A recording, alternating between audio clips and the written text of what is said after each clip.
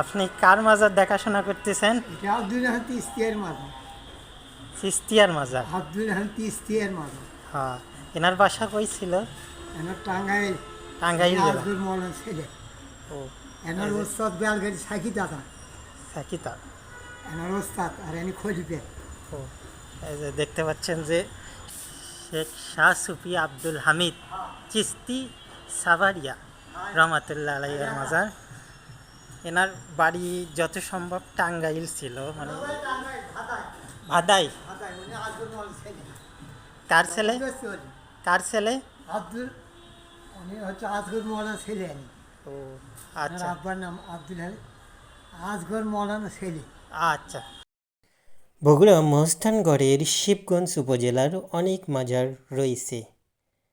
এই মাজারটি মহস্থানগড়ের পেছনের যে পুরাতন সিঁড়ি রয়েছে তার ডান পাশেই অবস্থিত। মাজার সম্পর্কে আজকে আপনাদেরকে গুরুত্বপূর্ণ টিপস দেব। আশা করি এই সব শিরিক এবং বেদাত থেকে আপনারা দূরে থাকবেন। প্রথমত বন্ধুরা, মাজারে সিজদা করা যাবে না। মাজারের সামনে নামাজও আদায় করা চলবে না। মাজারের চারপাশে তওয়াফ করা যাবে না। অলি বা মাজারের নামে মানত করা যাবে না। অলির নামে পশু জবাই করা যাবে না।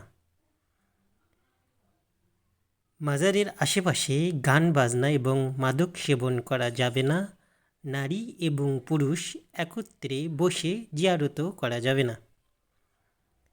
এই সকল কাজ শিরিক এবং বেদাত।